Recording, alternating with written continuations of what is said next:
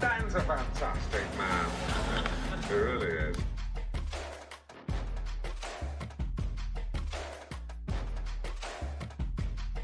Ladies and gentlemen, please welcome. What's going on, everybody? This is Dan French. It's another French Workbench podcast today. I'm in studio with some familiar faces here, and wanted to really appreciate everybody joining in on this show. And also, if you guys have any questions, we're going to have a phone number up here very shortly, and we're going to bring everybody in here today. So we're going to talk today about what's happening in this housing market. We got a market analysis. Patrick Hennessy, he's from Tabrasa. He's coming in today. He's going to talk a little bit about what's going on with the market. We got Brett talking about what's going to happen here heading into next year, 2022. Is now a good time to buy or should you wait? We also have a home warranty guy here. He's been very seasoned in the home warranty industry. Also, he's a real estate agent, and we're going to talk with him. It's Scott Hoag. He's from Dwellness. So let's go ahead and introduce our couple of guests. What's going on today, Mr. Brett Jenny?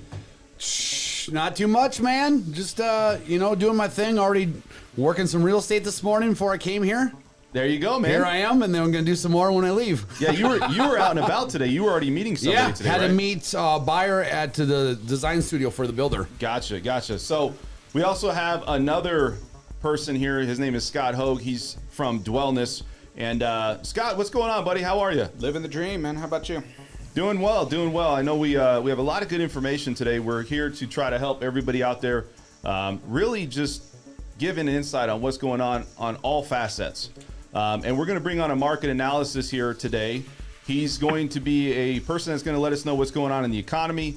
He's also going to let us know what rates are possibly going to be doing. And so we're going to bring him on here in a second. And first off, man, it's great, isn't it? Saturday, right? Great weather. Beautiful day. Absolutely. A little bit above what's supposed to be 103, 104 today, which, it's relatively speaking, is cool. It's not as hot, scarf, man. You know? He's breaking out a scarf and breaking out mittens. That's just the way it is when you're accustomed to this. Yeah, it's just not as hot as it's been, right? So that's the situation we're looking at. What do you guys think, man? What do you guys think about this housing market so far? You guys think it's pretty hot, huh? It's continuing on. I mean, still low supply, still a good demand. Yeah, it's interesting. Maybe things are cooling a little, but yeah, I haven't really seen an overall perspective of that, I guess. Well, let's go ahead and bring on our guest, and I want to talk with him here for a second. So without further ado, we're going to talk to Patrick Hennessy. He's been on here before. He's from Tabrasa. He's a market analysis. And Patrick, you on the phone there? Hey, guys. How's it going? Good, man. What's going on with you? How you doing today? Not bad. The big word, that's been going on for the last week or so is inflation. That's the big word. That's the big word, and I think everybody's looking at why rates are going up, right? I mean, that's like one of the things that's glaring at people. So why are mortgage rates headed up? Do you think this is going to continue? Because, when you look at the economy and you look at what mortgage rates are doing and where things are headed, I think a lot of people want to strategize as far as where they're going to be at, of course, and where the rates are going to be at, and should I buy? And this is going to kind of coincide to what we're going to talk about here heading into 2022. So let's look at the economy overall, Patrick. So where is this economy at right now? Are we still thriving? Are we coming out of a recession? Right? Yeah, I mean, we're coming out of the pandemic-induced recession that occurred beginning last March of 2020, right? And the whole economy shut down for a year or so, and now we're getting the reopening. Most states are open now. The consumer demand is pushing higher. We have, of course, still have low interest rates in the housing industry. The housing market, like one of the other persons said, is low inventories right now. So that's one of the problems that we're seeing. But as far as rates, I mean, let's face it. Rates were, at 2.65% back in January for 30-year fixed. And, that was like never land. But, yeah. I mean. Do you see that ever coming back, Patrick? I mean, people always want to know, rates are historically low, but is that market ever we're going to see that ever again where rates were that low, 2.5%? Well, we'd only see that if we get that type of environment, it seems like. I mean, that was really, really ultra low. Right now we're around 3.18 that the NBA had. The Freddie Mac came out the other day. They were about 3% or so. So I mean, right now they're probably going to just move a little bit higher as the economy gets better. And that's only natural. I mean, we're not going to see a fairy tale land of 2.65. And right now we're around 3%, 3.125. We could move up to 3.5 by the end of the year, early next year. But the factor that we're seeing right now, the catalyst, is the Fed. The Fed continues to purchase mortgage bonds and treasury securities on a daily basis. That's the thing. You're exactly right. They keep on purchasing them. So with the interest rates starting to increase, I'm seeing a lot of people that are looking to refinance their home now, and it's because I feel they're going to miss the boat. They're going to miss out on these low interest rates, and I think it's still a deciding factor for people in this market, even though we have an overpriced market, in my opinion. You got list price homes out there, people putting way above asking price. But you look at the rates, and I think that's still driving people to buy homes because they know that's the other part of it. That's the thing. So anything extra that you're paying, you're making up for on your mortgage payment. So you see that rates are going to obviously creep up. Could you see that we're going to go up to 3.5 to 4% with it by the end of the year?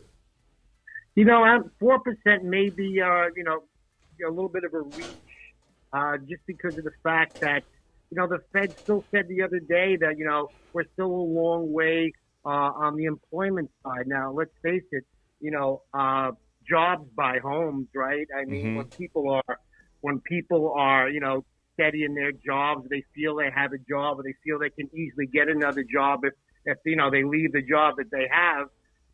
That's more of an incentive, or not an incentive, but it helps the housing industry and purchase demand when jobs are better. I mean, right now, yes, we know that there are 9 million jobs available out there, and there are a lot of people still not working, maybe because of that enhanced employment, but that's a lot of service sector people. So, I mean, that's another whole story also, because they have to get back to work, businesses, but that's another different story. But as far as, rates, I just don't, maybe not 4%, 3.125, because they go in cycles. They go up a couple of weeks, 2 or 3 weeks, and they come back down again. So we'll have to see what happens here. I don't see maybe 4%.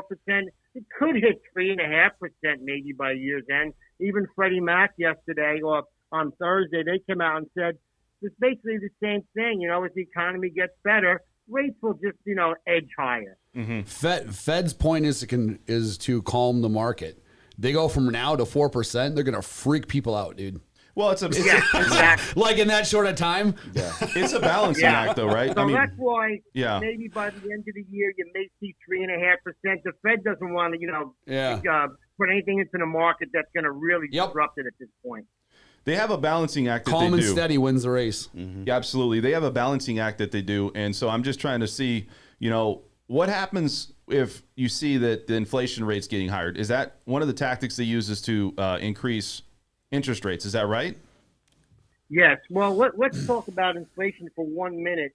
Inflation has happened because back, of course, in March of 2020, the whole country shut down. That meant goods that were, that were consumer goods weren't produced as much. Lumber wasn't produced as much. Then all of a sudden, demand started to surge, and then we have, all these goods that maybe were, in supply constraints, and that means that what happens if, not as many goods for the demand, prices start going up. So we knew the surge in inflation was coming back in January and February when the economy was starting to open up. Right. So we felt that, we were going to get hot inflation in April, May, which we did. June, we just got it the other day. We had the core PCE go to 3.4%, which is the highest since 1992. Wow. But the catalyst here is the 10-year note yield. It's only at 1.52%. If it thought that it was going to be runaway inflation, it would be at 2% or maybe more at this point. Yeah, but that's the barometer that they use, right? 2%. Is that right, Patrick? Well, I mean, as far as the 10-year yield, it moves up and down, of course, but we see it in a range right now of 1.5 to maybe 175. And right now, the 10-year yield and the bond market is telling us that they're basically shrugging off inflation, because if inflation was a factor for the bond market, like I said, the 10-year yield would be much higher than it is now. Right. Right. So let's talk about the 10-year yield. Is that really in comparison to mortgage rates? Like, does somebody use that as also a gauge that rates are going up or down? And how does that correlate?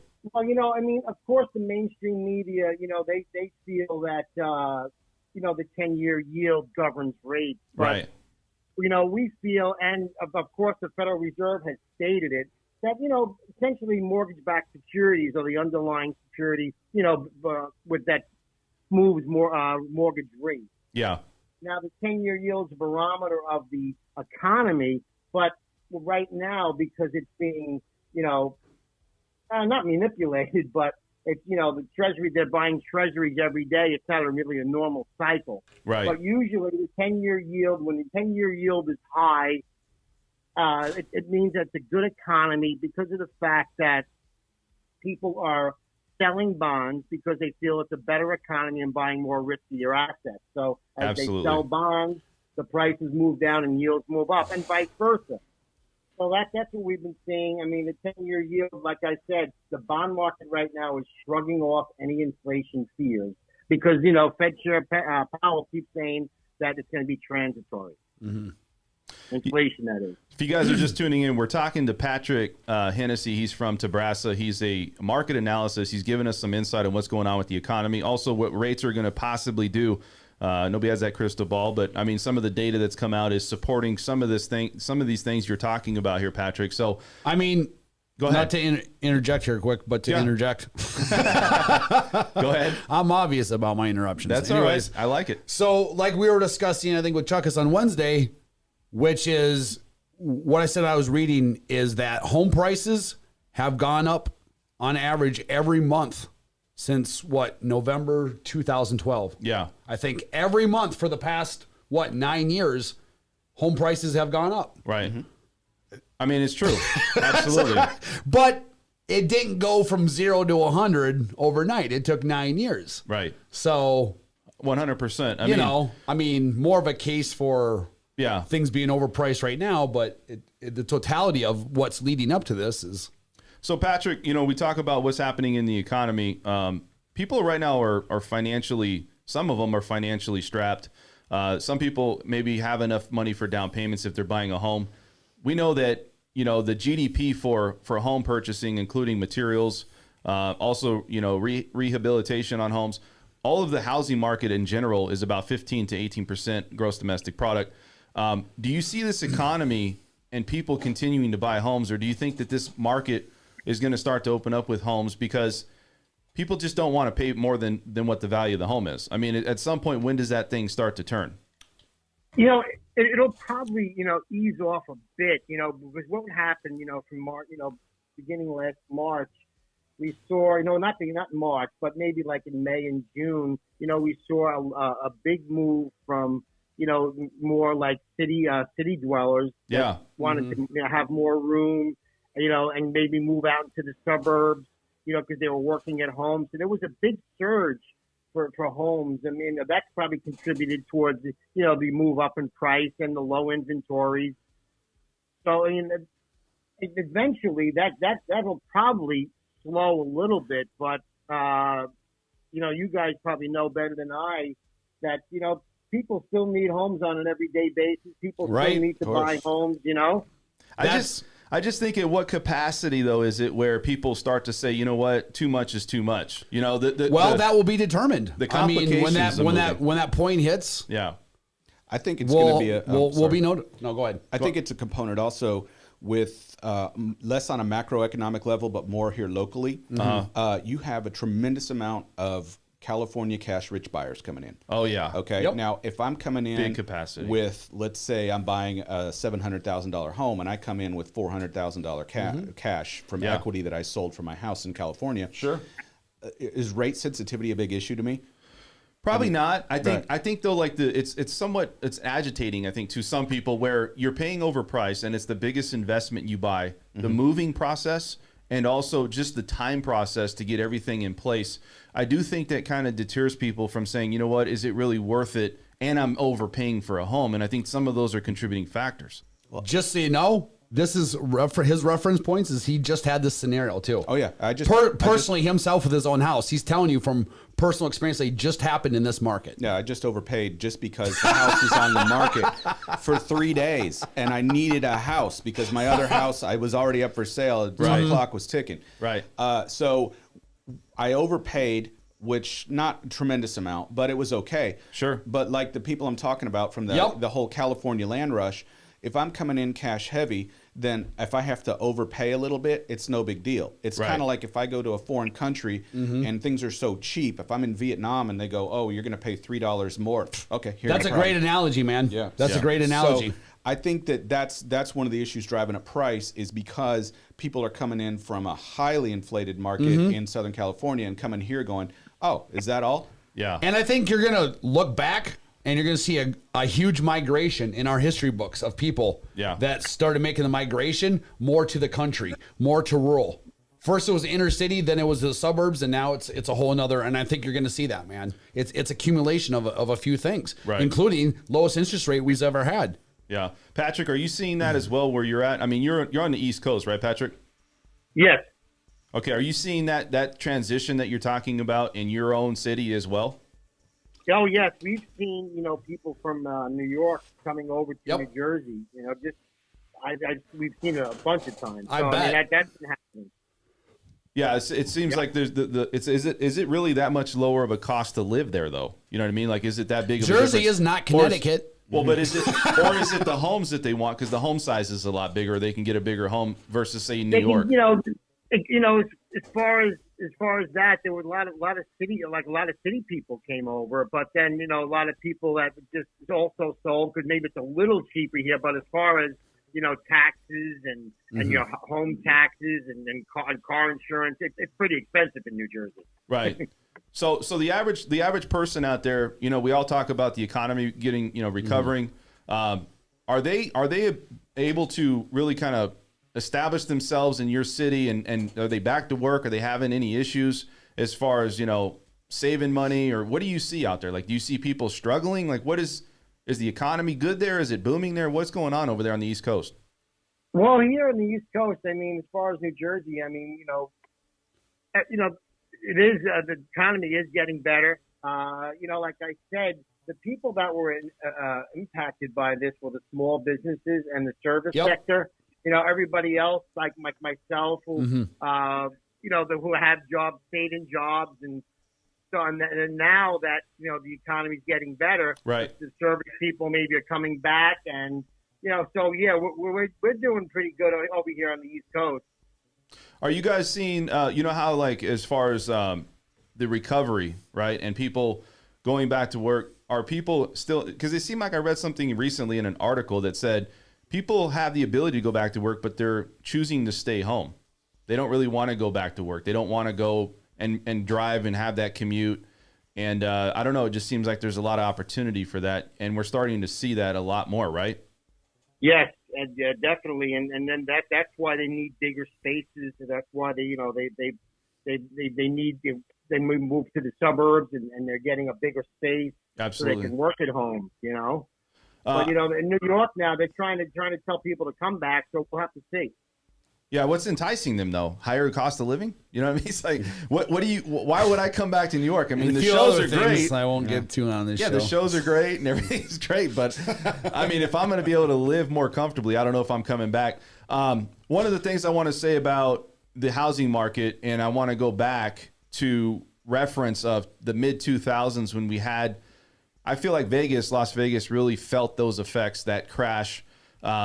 What's different in your eyes that you see in the mid 2000s versus this market? And do you foresee anything happening similar to that market? No, because right now, as we know earlier, we had liar loans, we had, you guys know all the, so right now the underlying base of the real estate market is in better shape, just because, like I said, there's more regulations that were put in. Yeah. People won't default as easy.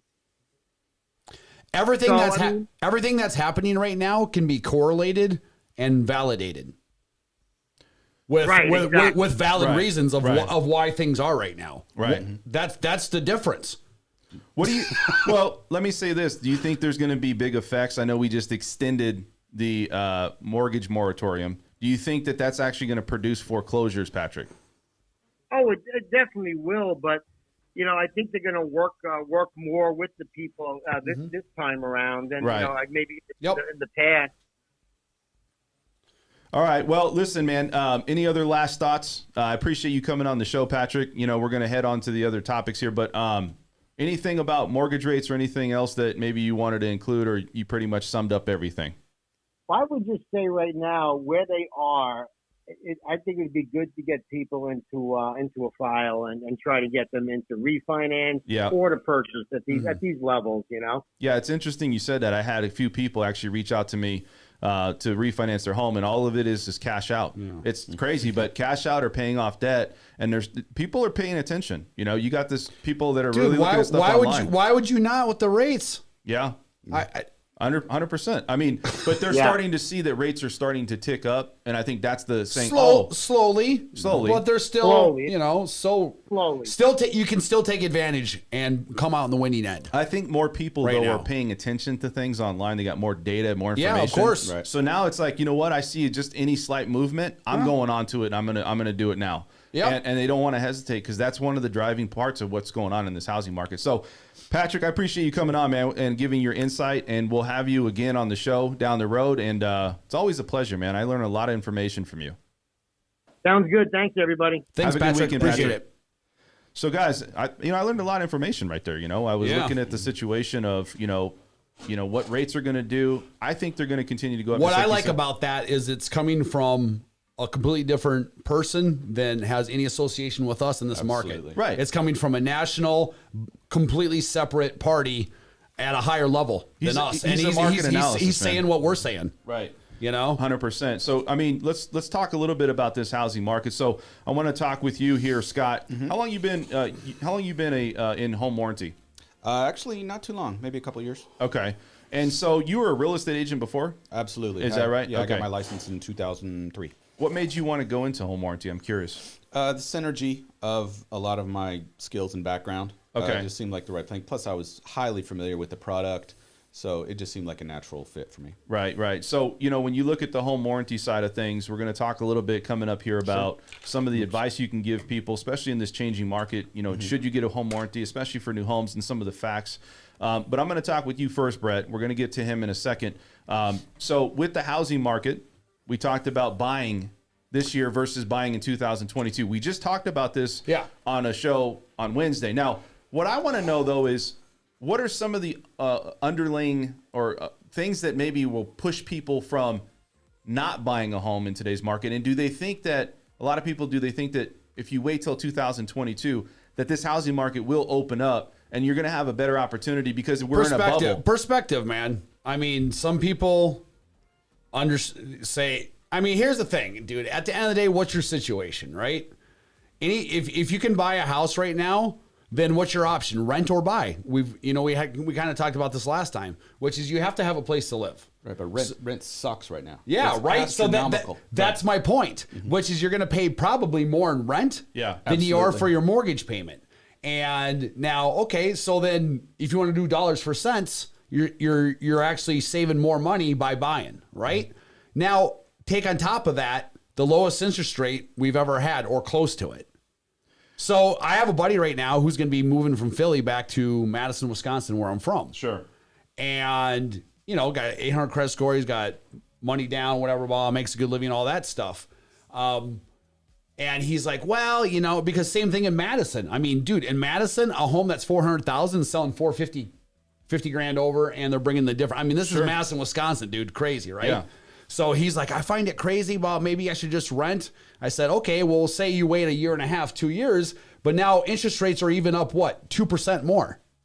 Well, what's that going to be? So you're a lender. Say you have a $400,000 loan. Sure. And the interest rate of what it's at right now, say you're doing the same, you're doing 20% down, whatever. Yeah. How much more is your mortgage payment for that same loan with 2% higher interest rate? It's going to be pretty extensive. I mean, it's going to be pretty substantial. Yeah. It's $200-300 something more? Well, it depends on the loan size. Okay. What is the loan size? Well, I think it's fair to say that that's essentially like paying $50,000 more for the house. Yeah. If the interest rate goes up. Right. Even if the house goes cheaper, you're actually paying more. Well, I think interest rate is driving the market. I do. Correct. But I also think that when you look at the whole the position of where people are at, and does it make sense? Is it financially responsible to buy going above price? That's the question. Are you going to look back at this, let's say 3 or 5 years, and go, man, why am I doing this? Okay, so let me ask you this.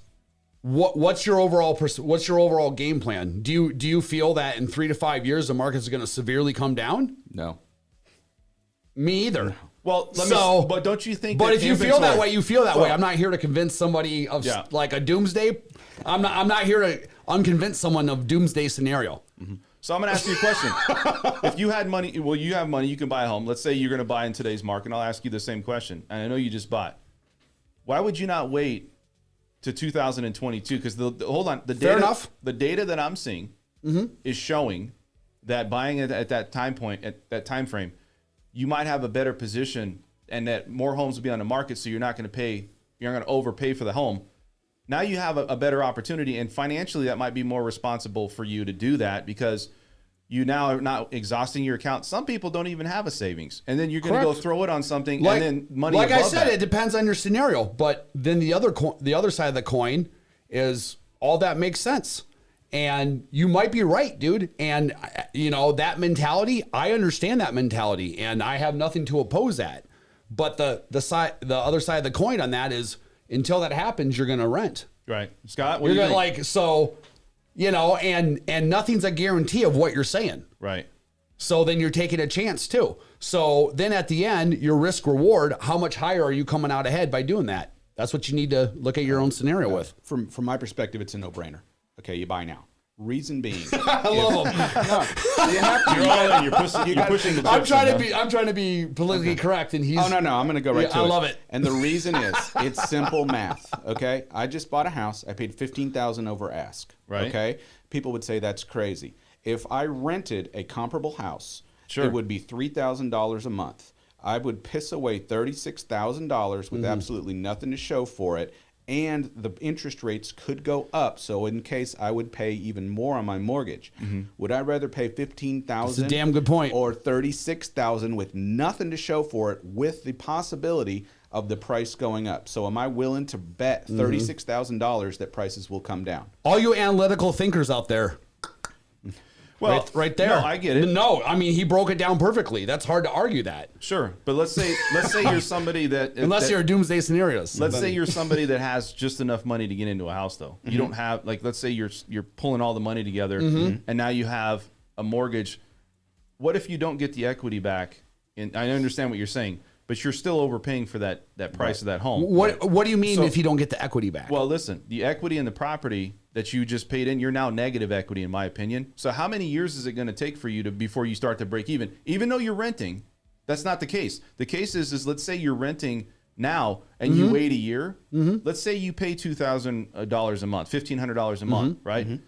And so now you're out what, 15 grand, 20 grand? He just paid 15 grand over for his house, and it's up 50 grand more from there. I understand, but that doesn't happen for everybody, does it? In every location, it's got to be a specific zip code, probably. That's got to do it. It's pretty much going up everywhere, man. At that pace. Yeah, I operate in the Phoenix market as well. It's all relative to the house value. 60% of my time down there, and it's even worse down there. So it's not a Las Vegas thing. It's same thing in Madison, Wisconsin. I told you, my sister-in-law had their house on the market for $360, and they sold it for $410 with the people waiving the appraisal. Yeah, I've 50 grand over. Right. I've seen a lot of people waiving appraisals, waiving to home warranties, which we'll get to in a minute. And then also, it's no big deal. I've seen them, and I know you've seen them on the MLS, where it says, we are showing the house starting Saturday. We will be sifting through offers Sunday night and making our decision on Monday. I mean, how intimidating is that if you're a buyer? Sure. Yeah. So if you fall in love with the house, which you should never do. Well, they're doing that it, as a tactic too, because they're trying to get the highest offer. Yeah. That's why they're saying sure. we won't look at anything Yeah. until Monday or Tuesday. Well, I just submitted an offer on Thursday. Why are we waiting? Listen, I'd rather have an agent though be straight with me about what's going to go down and how they're going to handle it versus. Yeah, I just think obviously Personally. there's a tactic though. Some people don't tell you, but there's obviously Yeah, a I know. reason they're going to do that. Well, a lot of my friends that are representing buyers, which they're not really that fond of these days for obvious reasons, they're being very straight with them. They're saying, look, this is what you're looking at. You're going to have to pay over.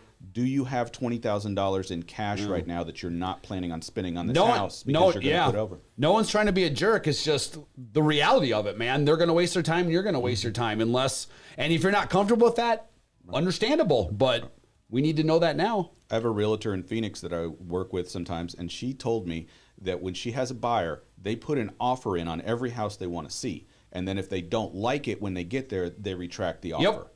Wow. That's why he had in his that the buyer has to see it.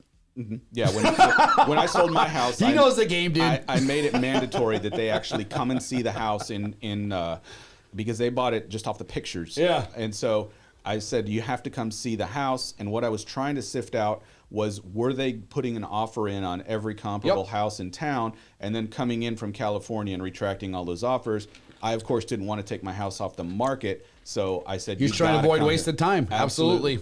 That was smart, man. No, it's true. And you know what? I have a lot of people that are asking me, hey, let's just put an offer in. Let's put an offer in. And then I'm like, you know what? You might want to go survey that house because there might be more work than you want to put into it. And you might be paying above the value of the home, too. I mean, I understand, though. Like, if you got an out-of-state buyer and they can't be there every weekend and stuff, it's like, I mean, that's what you need to do on your end to protect yourself because a buyer's agent, if I got a buyer's agent, I'm going to write it without. So when is there ever a point in your guys' position, because you're a real estate agent, you've been one here, Scott, and you're a realtor, obviously, Brett. When is there a point where you have a person that you said, you know what, maybe the time to buy a home is not right for you now? Maybe All in the future. time. All the time. You got to value your own time. You know what usually happens is people take care of themselves.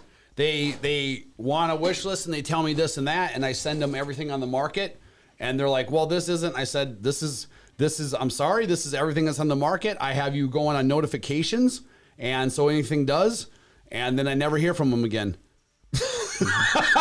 Like, it takes care of itself. It's like, because I know exactly what they're doing. Then they're going to Zillow, then they're going to all these other websites because they think I'm not sending them everything on the market because I want to make my job harder.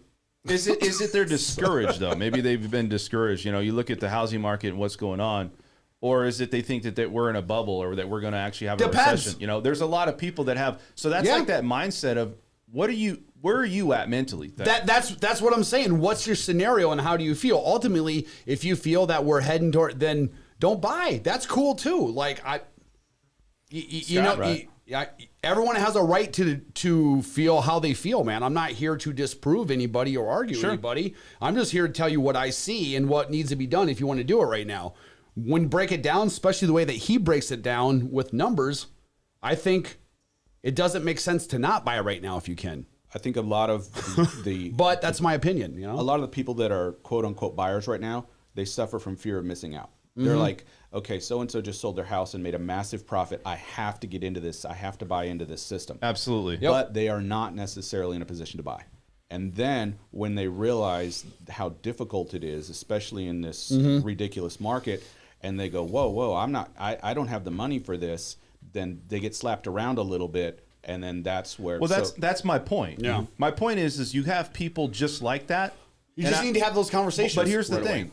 In 2022, if you wait, maybe those people that were saying, hey, I just can't afford it, they have more time to save. Right. And the housing market might open up. And then the prices of homes, they're not going to be $15,000, $30,000. I hope that happens, dude. I hope they can. I would love. I think everyone should enjoy being able to own a home. I mean, not everyone qualifies for the home. That's the reality of it. Not everyone can buy into certain markets. That's the reality of it. Cash is going to beat you out. That's the reality of it. I can't change those things, but if things soften up and people who are on the borderline who couldn't and now have an opportunity to, I think that's a wonderful thing. 100%, man. I just don't see any crash happening. Not a crash. I say a correction. I think that what we're looking at. But even with a correction, I don't think it's going to be that much of a difference when you combine higher interest rates and stuff. I disagree. I think it's going to actually open up properties. I do. Yeah. And I think it's going to. Well, yeah, in that sense, I do. And that's going to be the supply and demand thing that's going to help the economy. Correct. Right? But it's not going to, it's just going to calm down. Right. Right. But that average person, like he was saying, that can't get a home because it's costly. Yeah. Like, he can afford it. You can afford it. Yep. But what if you're somebody out there that's just pulling everything together? I agree. And I hope that happens. I would love to see that, man. Like I said, I think everyone should have, if they can, man, owning a home is an amazing thing. And if you can do it, I think you should. So if something's a little tight right now, I get it. I've been there my whole life. There's plenty of markets I couldn't buy in. Yeah. And to be honest with you, with what I want right now, I couldn't really buy into that market, So if things lighten up or at least calm down a little bit so that more people have a chance, that's a wonderful thing, man. So you going into this, and Scott, I'm just curious, you're a home buyer now, and you just bought a home. Right. What was some of the things that you were thinking about or the challenges or some of the things that maybe you were looking at that says, if I see this data or something like this, I might not, want to buy a home in this market. Is there anything that was preventing you from buying a home? Absolutely not. We took the money and ran on our house that we had. I love this guy, dude. Yep. Yeah. I mean, we cashed out. That was our dream home. It was beautiful. It's too much house, but I live with a wife and 2 daughters. So good luck explaining that. So, it's just, we cashed out. We both agreed that there's never going to be a better market. Let's take the money and run. Let's downsize our house. And then maybe if things fall down later, we'll buy I quote unquote forever home.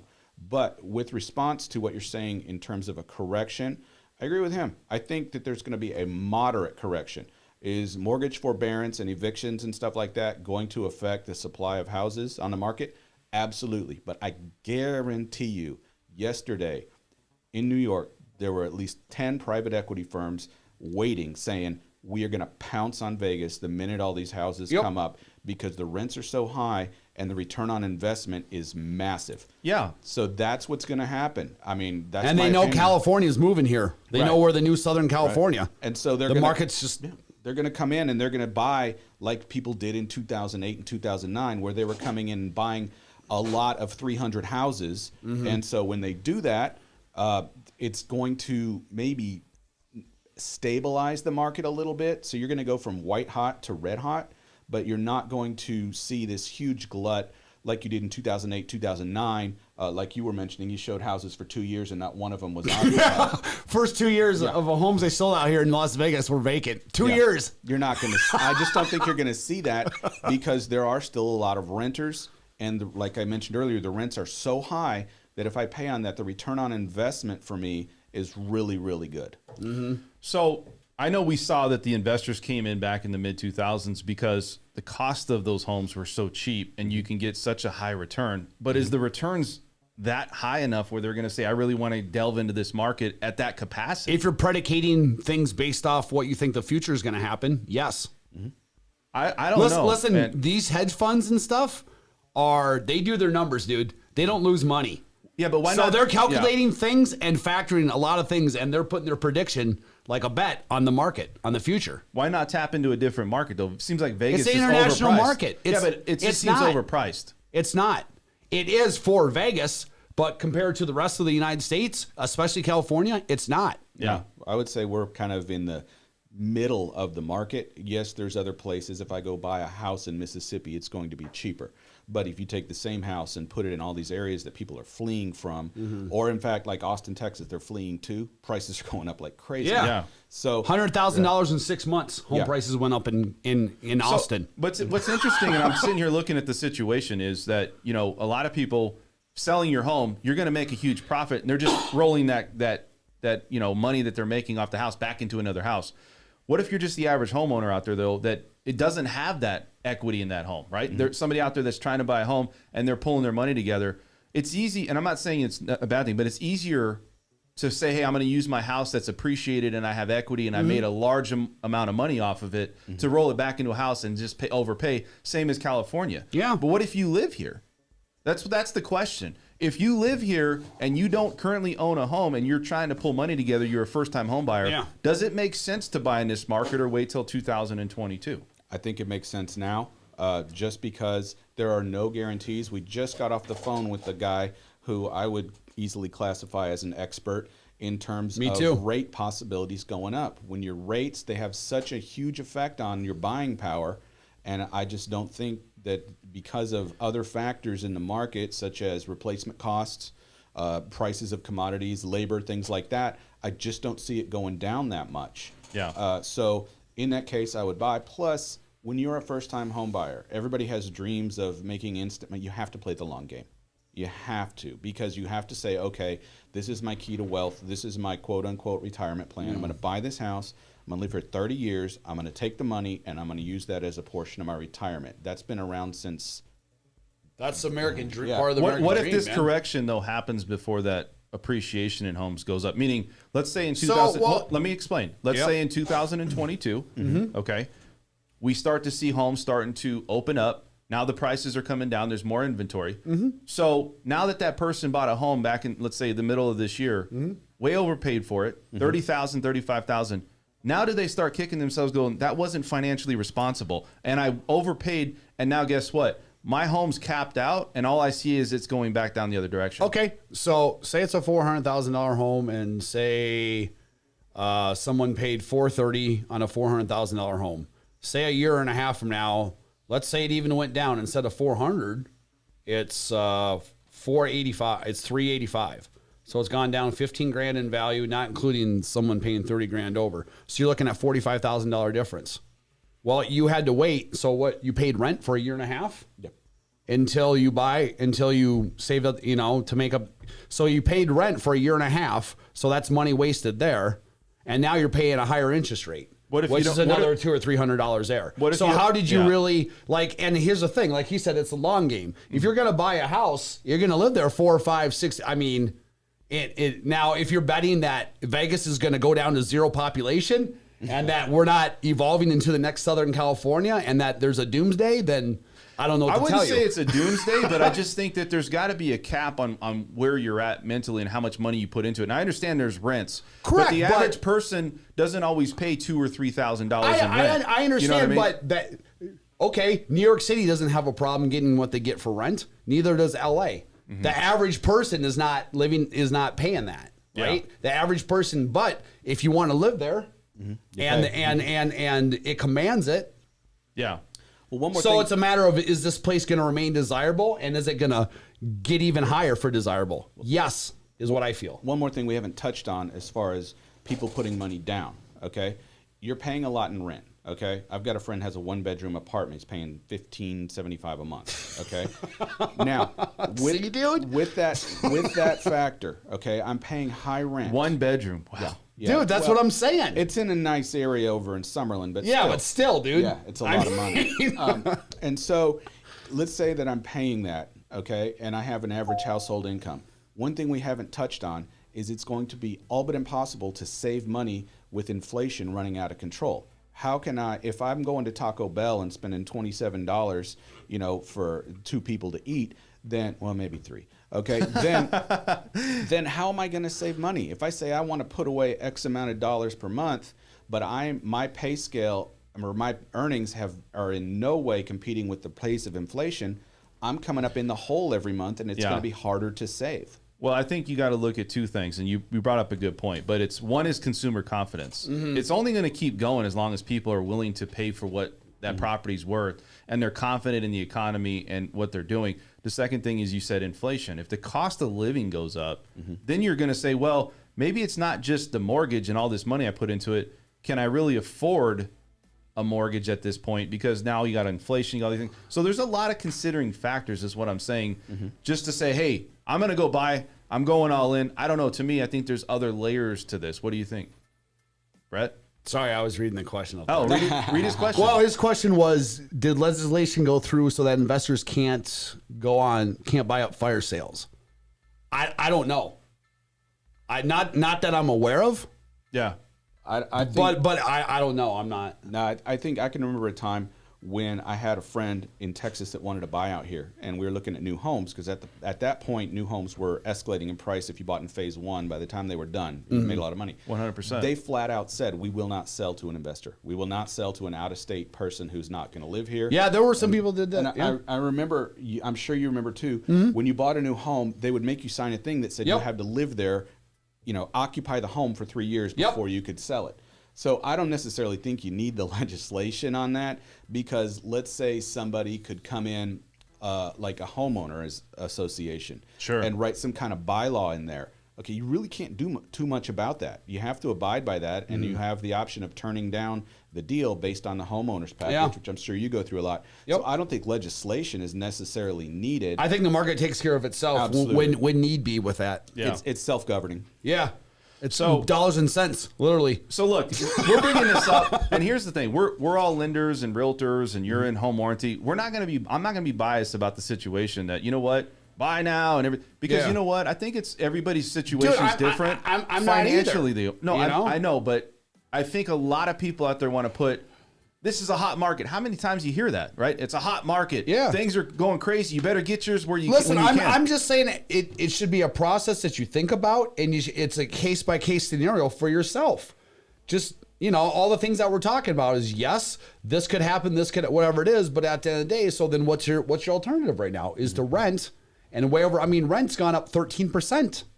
Yeah. His buddy's paying $1,500 for, even if you want to get something that's a 2-bedroom condo that's not in the most desirable area, you're still paying $1,000, $1,100 a month. I think it comes down to case by case too, though. Yeah, that's Mentally, what I mean. People might not be there, right? As far as they might be focused on something else. They might have. If you're stressed about paying your bills, then maybe not buy right now, dude. Yeah. Maybe rent's better, because if you can't pay your bills, then it's easier to deal with rent than it is a house. All right, let's segue to over here. We're going to talk to Scott about home warranty. And Scott, people sell me, man. Like, why would somebody, even on a new home versus existing home, why would somebody want to get a home warranty? Peace of mind. That's it. The number one thing is peace of mind. I've had multiple houses with home warranties on them, and that's the first thing I call. Sometimes things aren't covered to the extent that I would like, but that's just common psychology, because you want to say, okay, I've got this problem, fix it all the way, replace my air conditioner, things like that. So, yes, but typically I've had a water heater go out. Sure. No problem. It was replaced. Now, if we're living in this world where people, like you had mentioned, are maybe stretched for making the payment, inflation running wild, and all of a sudden I have to buy a $1,500 water heater, and I have zero choice. None. I have to have hot water. But doesn't home inspectors and people come in, and I'm not saying, but don't they come in? Do they really go to that extent, though? Here's the thing. Here's a perfect scenario of why to have a home warranty. Someone comes into it, you have a 20-year-old home inspected. Okay? The water heater is still working. It's at the end of its life. It could go out the day after you buy it. It could go off 2 years from when you went. So at the time, the inspector says it's older, but it's working. There's nothing wrong with the home with the water heater, because it's working. But you're buying a house where the water heater is really old, so it could go out. You could be living there a month. It goes out. Absolutely. And that's just one scenario. I deal with that every single day. Trust me. Sure. And I'm not to belittle home inspectors, but they typically, what they'll do in a scenario like that is they won't say it's at the end of its life. They won't say, this. What they'll say is, water heater functions, however, should be checked out by a licensed thing. That's their way of which covered. means jack. Okay, it means nothing. Okay, if my car is making a sound, they'll be like, "Oh, you should have it checked out by." That's so easy. It's a scapegoat, because that means that I didn't do anything. I didn't test anything. I said I'm going to pass it off to somebody who's licensed to do that. Now, I understand they're doing that to get outside of liability issues, but at the same time, it doesn't tell me anything. Yeah. Well, I think a lot of people, when you look at real estate agents, you look at inspectors, lenders, you look at home warranty. People are referring these people, right? So do these realtors actually look at the situation and go, well, I'm just going to throw a name out? Or do they really see that, hey, you know what? Pitch this to my client because there is value. I think there's a lot of value in it. But I feel that maybe it's more just a passive type thing. Hey, I got a warranty person if you want to do it. Do they really go out and explain what the benefits are having a home warranty. Home inspectors, I know some of them, like you just said, but is there value there presented by you as a realtor, Brett? I mean, I always offer it. I say, you know, we have a concierge service at Simply Vegas. So we can recommend home warranties, inspection, whatever, everything it is. So I always suggest it. It's like you said, it's a peace of mind. It's a little extra insurance policy. So what do you got to lose? And a lot of times you can get seller to pay for it Most of the time. I mean, that's the in the offer. So why not? that's the standard process. It's Yeah. in the offer, seller to pay, home warranty, and an amount. Just right in the offer. Yeah. What are that's some of the standard. stories you're going through Unless right there's now? like Or 5 offers. previous stories, right? Right. Right. Go us into some of the problems that you've dealt with, or people that are calling you, not really problems, but things that you've seen where you've had to actually come in and get involved. Okay. Well, first of all, I appreciate the opportunity to tell stories because my wife is a criminal defense attorney, and her stories Love are it. so much better. She's than coming mine. on the show. No, Dude, I bet. She's coming on the show. my stories are nothing. We need yeah. somebody about crime. Oh, I mean, we that's talk funny. about Criminal schools. defense. We need criminal defense. Okay. That's because they're all innocent. Yeah. Right. I didn't do it. You got to believe me. But I bet anyway, the stories she's got, oh man. my god, she'll tell me stories, and I'm like, why the hell are you helping that guy? Just straight up people having balls in life. Like, Yeah. wow. Oh my god. You know, it's almost like a challenge. Like, I'm only doing it because I think I can do it. You know what I mean? Like, she's probably thinking, like, Yeah. I think I could do this one. It's more like the challenge, I Well, guess, right? she's really into making sure that people's rights were, not violated. Yeah, and yeah, things yeah. like that. Everybody has. Yeah, I mean, that's Yeah, good. yeah, yeah. That's real good. But yeah, my stories are just minuscule crap. I'm sure you compared got to some hers. good ones. Let's. What I'm dealing with a lot, and what a lot of people have a big misconception of, is a home warranty. Just throw it on there. What they don't understand is we are regulated by the Department of Insurance in every state we operate in. Sure. Okay. So when people call the second day they bought the house and they say my air's not blowing cold, couple of things. One, you get about a 30-degree spread with air conditioning. That happens, huh? Second day they're Oh in. my god, Dude, How does that happen if you got a home inspector? though, back going in and the checking that foreclosure out? days when people were buying things as is. Yeah. Dude, I'm telling you. So All day. They're trying to get. So what happens is, Sorry. they'll call. Oh, no problem. But then, and there'll be a perfect time for you to chime in here in just a second, because I'm going to pretty much set it up, and you can just Knock it out. Right. All right. So I like it. What happens is, people will call the second day. This happens to me every single day. Sure. My air conditioner's not blowing. Okay. First of all, there's a 30-degree spread from an air conditioning. If it's 115 out, you're going to get down to about 85. That's a little warm for me inside my Really? house. Yeah. So they'll say it's not blowing and things like that. And then they'll say, okay, but what I do is if you have a house you've had for 2 days, I'm going to need to see that inspection report. okay, Now, half the time, we never hear from them again. sure. Okay. And then the other times they'll send it and I'll see the inspection report and the guy has a little digital thermometer and it says 72 degrees. Okay. It doesn't work now. We'll get somebody right out there.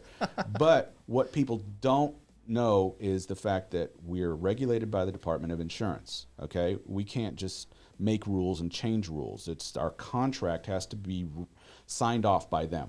So what we get a lot of are people that in an analogous situation, I just bought a car from you and it has a lot of body damage and I'm going to go sign up with XYZ Insurance and tell them, hey, I want to file a claim on this because my car has body damage. They're going to go, I'm sorry, what? Yeah. You knew that. You knew it before. Like, You premeditated And so it. the dirty word in home warranties for real estate agents is pre-existing condition. Yep. That's the one that always happens. Yep. But I certainly don't want Yeah, but to blame what if the So buyer? if you just tell your buyer not to get a home warranty, it well, never here's the comes thing. up. What if the buyer? I got ways around, dude. What if the buyer though He'll still is come not out, aware of but- it? Like, say the home inspector did, and it truly is one. You know, pre-existing condition. Like, what if it wasn't told to them and then they find it out? Maybe the seller didn't put it on the SRPD. I mean, that does happen, right? Well, I mean, yeah, the seller's ultimately responsible. That's why they fill out the SRPD. But what if they don't knowingly know? Now, number one, something should come up in the home inspection. Yeah. But if you want to go back to that, then I guess at the end of the day, the seller lied or stretched the truth. Well- so now what? So do you come to bat even though the buyer was like, hey, you know what? I didn't know about it. I had a home inspector come in. Doesn't matter on like. I know, but what is your position with that? Like, how does that work? What it usually comes down to is functionality. Did it work at the home inspection? If you have a lot of deferred maintenance on an air conditioning, it's going to struggle during the home inspection. And although it does happen, the odds of something going out in the first few days, which are a lot of them are legitimate, then did the home inspector really do their job? Because it functioned, yes, but was it actually in good repair?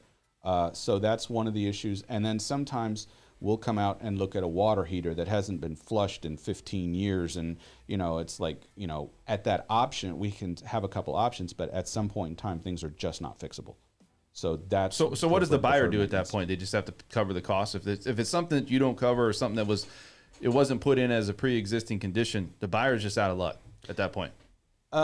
Yeah, that's the pessimistic way of viewing it. But just being upfront about absolutely, it. Absolutely. Yeah. So yes, we do have situations where that does exist. So it does happen from time to time.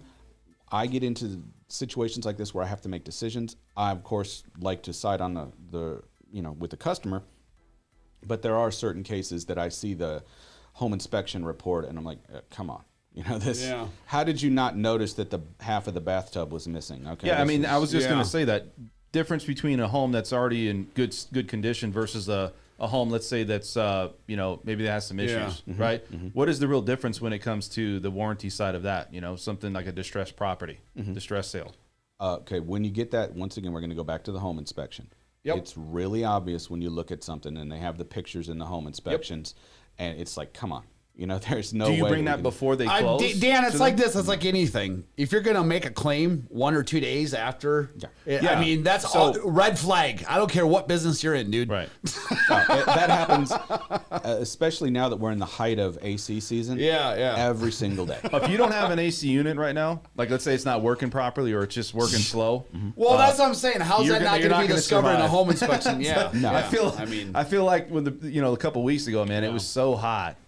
Dude, it's going to get that way again. We're not even July, man. So that's a big thing, AC units. What other things do you see out there? What other situations that you've been or encountered with buyers? Typically, most of the claims that we have, and I'll put a big plug for my company because we have our own. Plug your company. We have our own technicians. We don't outsource. Sure. So we hire our own technicians for HVAC, plumbing, and electrical. Okay. Which is a huge difference. So we can get out there right away to solve those problems instead of you having to call Joe's AC who says, "Well, I'm not going to be out there until Thursday next week." So sure. And then obviously, like you alluded to earlier, we got a little problem with the AC that needs to be fixed right now. So, when you get those situations and you have to say, "All right, this is what we're looking at." It's tough. You want to try to be humane about it, but then you don't want to commit insurance fraud. Right. He's got, at the end of the day, obligations and laws that he has to abide by. Yeah. And he's sympathetic, dude. He's there to solve problems, but he can't break the law. Yeah. It's just, no one's worth that, man. Have you had any people and stories that people actually did that where they were, maybe trying to break the law to get something going? Oh, dude. What day of the week? Tell me the most recent story. Okay, I'll give you a story, and don't take this personally. I do a lot of business. No worries, dude. We have a lot of business from Simply Vegas. Oh, sorry. So we're over here. Yeah, we're on the same page here because we love Simply Vegas. Can't get enough. of it. Yeah. It's all good, dude. Yeah. So what happens, and this is day in and day out, it's probably happening right now as we speak, is someone will come to a deal and they'll say, okay, I'm going to give you $1,000 for repair. Sure. Not uncommon. Yep. So what they're going to do is they'll say, okay, well, these are all the things that are wrong, but it goes over $1,000. They'll say, okay, not a problem. The house will have a warranty on it, so don't worry. Okay. The realtor will tell them that. All right. Now, you're right. When they do all the that, time, dude. And the realtor will say that. Okay. The buyer hasn't even read the brochure for the warranty. Okay. Someone will say, oh, we use this company. Oh, okay. Sounds good. Thanks. Yeah. Okay. So now the realtor told him everything was under warranty, bumper to bumper. No problem. Just call them. Yeah. And then we get the call and we're like, what? The problem is it's not bumper to bumper. No. That's the problem. Right. How would you prevent that? Would you say as a realtor, maybe have a one-on-one or call you or call somebody that's a home warranty It's a realtor who's just trying to get the sale done. Right. No, I know. Honestly, but let's dude, say if they're you just have like integrity as a someone- realtor and you're yeah. trying to say, hey, I'm going to try to cover you. How does somebody have to go to you and say, hey, you know what? Let's have a one-on-one, because the realtor's not going to be able to explain it better than the home warranty guy. Yeah, I have them contact a home warranty company directly. Yeah. I don't want any. You don't want any misconceptions, dude. Same with attorneys and same with Yeah, everything else. same thing, man. I'm not. You don't want to give any advice as a realtor. I'll point you in the right direction and let them guide you, man. Right. And so, well, that's a fine line, because if we have a realtor saying that, you get a couple of different factors. One, sometimes the buyer, and maybe you've had a little experience with this, is they'll hear certain things. Yeah. And then Selective hearing. yeah, and so they'll say All the time. Well, they said it was under warranty, so that means everything that's wrong we can just they'll come Yep. out and fix. Okay.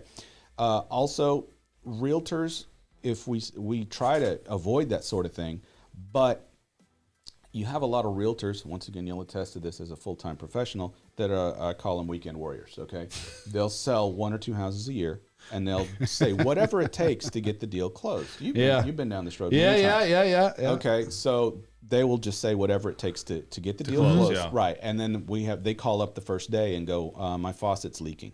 Sure. Okay, so that happens. And also, it's hard for us to get really hard-lined about this with individuals, because you have to remember realtors are our customers.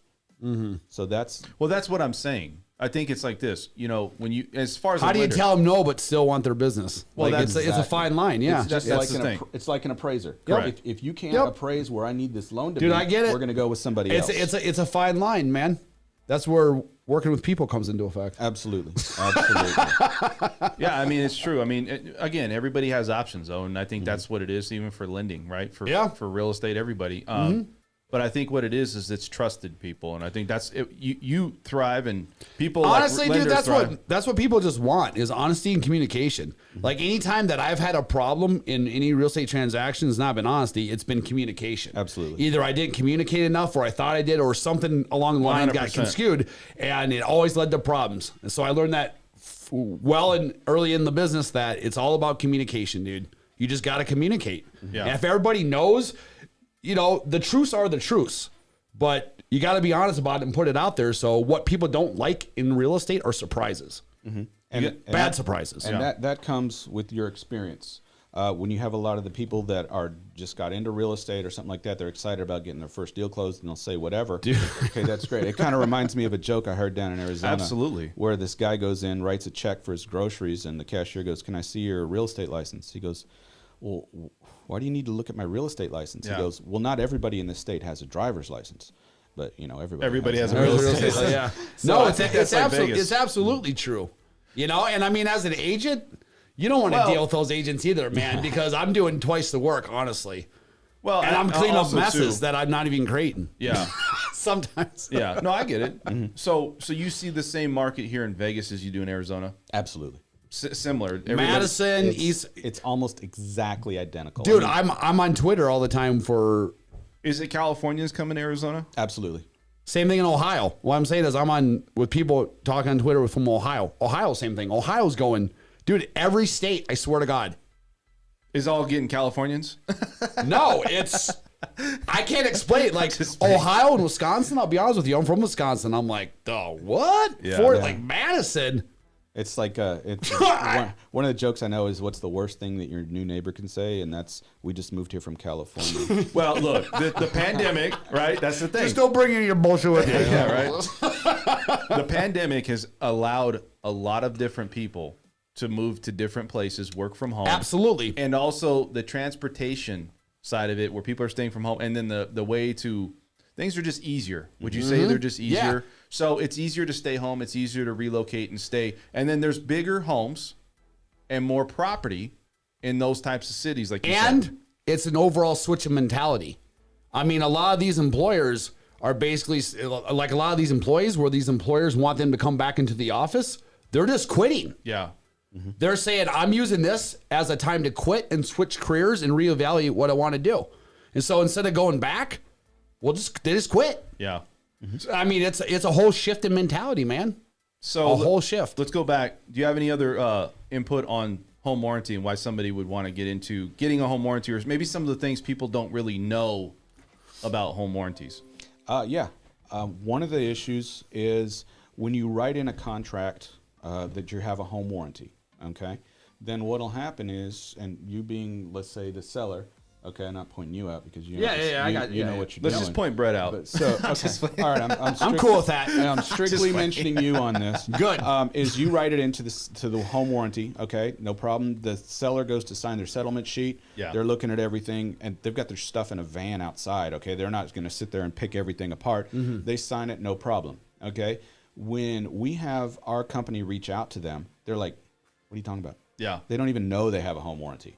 And so that happens a lot. Wow. Where people just don't even know because it's one little element in the whole real estate transaction. And they go, Is that because they were misinformed by their own realtor, possibly? No. Why is that? Why did they not know this? Because it's over information when you buy a house. Your head will explode when you go through all the paperwork and documentation. And so it's just when you're sitting there and you wish you had a stamp with your signature just going on all those pages. Sure. Then it's just one of the things that You know gets how lost many in the times shuffle. I've written an offer with a home warranty, and I said, okay, and we're asking the seller to pay a home warranty, blah, blah, blah. Deal closes, get a call 6 months later, you're, hey, did I get a home warranty with this? Because no clue. Isn't And they have the that's contracts weird. in their emails, too. Yeah, no, it happens. That's why at Wellness we reach out to the customer and we say, hey, you've got a home warranty here. You know, you've got exit services. You know, we'd like to, you know, give you the best value for this.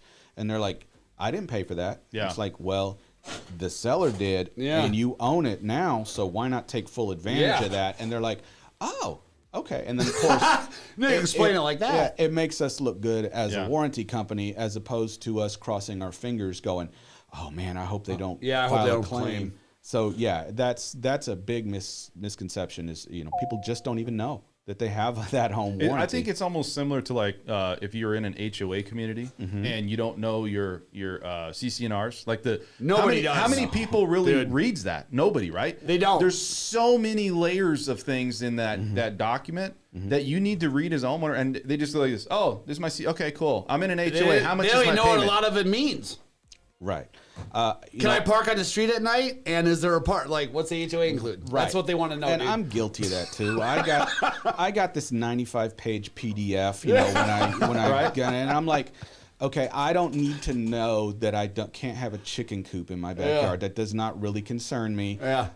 The only issues that concern me are, like you said, the street parking and how much is it, and are there enough reserves in the HOA to replace the front gate? That's what I'm concerned with. Sure. So it's Absolutely. that's a good analogy to that, because I have a job. I don't have time to read this, you know, extended, you know, encyclopedia of information about my HOA that I have to sign off on, or the deal's done. Yeah. Yeah. I always say if you can't sleep at night, bust out that HOA resale package. Yeah. You'll be asleep in 5 minutes, dude. Absolutely. Absolutely. You know, it's funny. You see, like on news channels and stuff, and I get it. Like honestly, like if you don't want to get your car towed, but people are upset. You know, you're parked in the red zone, and you got your car towed. You know, it's like, well, did you read your CCNRs? Well, You know first what of I mean? all, it's I'm not- painted red, so Right. just an obvious. But I comments. mean, The at fire same hydrant time- was a bit of a giveaway. I mean, I didn't think it needed to be an HOA. It is, but if you know, you don't need to read it to know it's red. But Yeah, but I mean that's what I'm saying. So it's like if you're not going to go to that extent, you know what I mean. So Yeah, with, no one does. Same with home warranty. I think home warranty is way overlooked. I think it's something you should consider, and it's something that if you have a realtor, ask about it. Right? Hey, you know what? Do you guys recommend a home warranty? And then have somebody that's from the home warranty company actually reach out to them and talk to them. We love that. Yeah. That's fantastic when we do that. If I wish that everybody would just reach out and have one of my reps talk to them and let them know what's going on, and from from our company point of view, point out that extra value. Sure. That would be great. But we all know 99% of them are just slapped into a contract, and sometimes, and we get these calls all the time where they'll put TBD for the home warranty. Okay. Yeah. Come on, everybody does it, and then there's Guilty. They're doing the the signing, and I'll get a call and they're like, they need this now. They're Yeah. signing, and I'm like, okay, let's go to work and let's do this. But it's one of the more overlooked things Sure. in a real estate transaction. And then what'll happen is their water heater will go out, and they're like, you know what, we should have had a home warranty. Or if they'll go, I need to buy a home warranty. Yeah. Oh, you know what? And my water heater went out, which Yeah. once again is a little bit of a snag with the Department of Insurance. pre-existing. Yeah. It is, dude. All right, let's end the show. You got anything else to say, man? I'm going to let you know that a lot of people, I'm going to put your information in here in case somebody wants to get a home warranty. So you got any final thoughts on the show?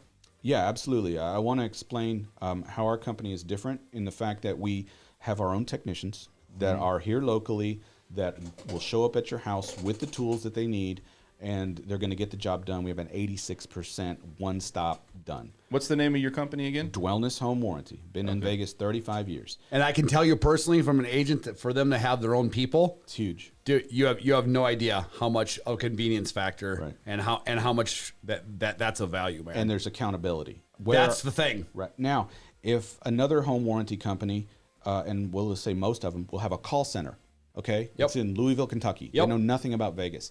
They're going to say, okay, I'm going to call, let's hook you up with Bob's Plumbing. Okay, no problem. Bob's Plumbing will say, okay, we'll get out there at a certain time, but most companies like that take warranty work to supplement their business. Yep. Okay, so if I have the opportunity to install 2 water heaters that day or take a leaky toilet call from a warranty, guess who's going to get bumped? Absolutely. They're going to get bumped the next day. Right. So Prioritize. Right. So when you call us, we're going to schedule you right there while you're calling us and get somebody out there, and we could be more nimble because we're not going to say, okay, they'll contact you within 24 hours, and then they'll come out and they'll take a look and they'll say maybe it's not covered, and then they'll get the part, and then they'll come back, and in the meantime, It's not going from call to here to here to here to here to here, and then back to here to here to here. It's here One call. to here and back. Right. That's And- it. And there's accountability. Okay. Yep. If someone screws it up, the call center warranty is going to say, "Oh, we just won't use them anymore." Whereas we're going to call the technician in and go, "Hey, what's going on here?" Right. And so that's the main difference Gotcha. that we have to offer, which is the value. Final thoughts, Brett? Oh, one last thing I want to say. Do you have a company website? Yes, we do. Dwellness.house. Okay. It's got everything you need on there, and it's even got the a Spanish option too. There you go. Brett, what's up, man? Anything else? We're gonna go look at this house. Yeah, we're going to take a look at things, see where it's at. Yeah, Appreciate and you then, guys. Yeah, man. Appreciate everybody tuning in. And you guys, thank you so much. We're going to end this show. And if you guys have any questions, comments, anything, you can always leave that in. Like I said, I'm going to have Scott's information. Also, please subscribe if you have not. And we will be back here on Tuesday, which I'm always here on a Tuesday. You got something to say, Brett? Nope. Just going. You the man. All right, man. Buy Bitcoin. Thank you for watching an episode of the French Workbench Podcast. If you want to tune into past episodes, please subscribe to my channel now. Also, if you want to look at our audio-only options, we do have iTunes and SoundCloud.